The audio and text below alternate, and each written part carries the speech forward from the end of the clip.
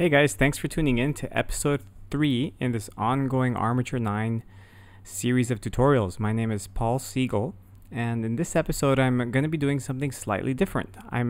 As you can see, I'm featuring an older armature design. This is version 2013.75. Now that we've got all of our armatures currently hibernating, it's given us some time to start cleaning things out and organizing ourselves as we prepare for phase 2 of the Armature 9 product line development. And we found a number of these older guys laying around. Either they've been returned or they never made it out. So we're going to be putting them up on our website for adoption. This guy right here is currently on the site, and you can get him for $10 if you hurry and go to the website armature9.com and adopt him.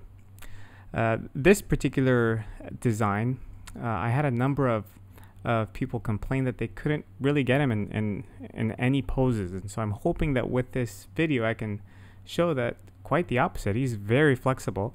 The one legitimate complaint was the loosening of the hip joints. That's one of the reasons I ended up redesigning it completely with the 2014, which is featured there sitting in the sidelines. But as you can see here, coating the joint works very well, and makes it as good as new. So if you're interested in getting some of these refurbished armatures, keep an eye out on our website. We're going to be having some cats, dogs, and even horses, and some of the other age groups. So these are armatures that are no longer being made.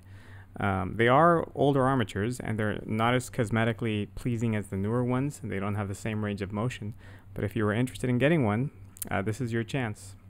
So there's the photograph that I took of this 2013.75 armature design, kind of a dynamic charging pose. And I'm going to be turning him into like a comic book style painterly robot.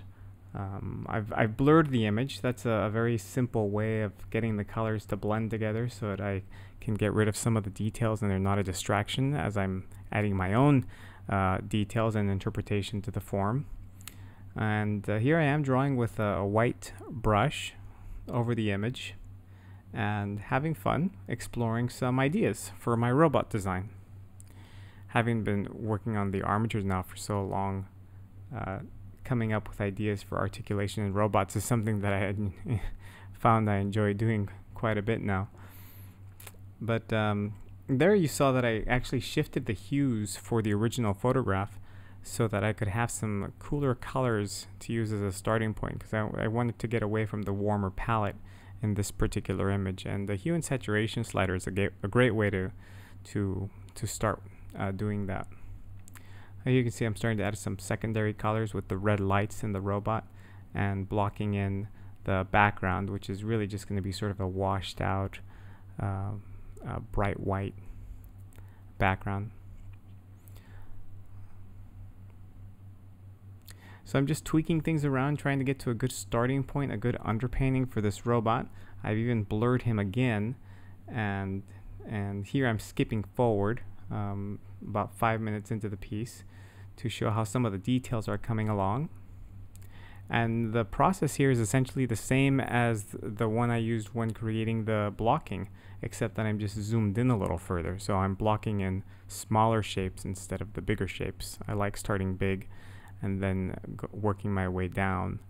And whether I zoom in beyond this, it depends on how much time I want to devote to the piece.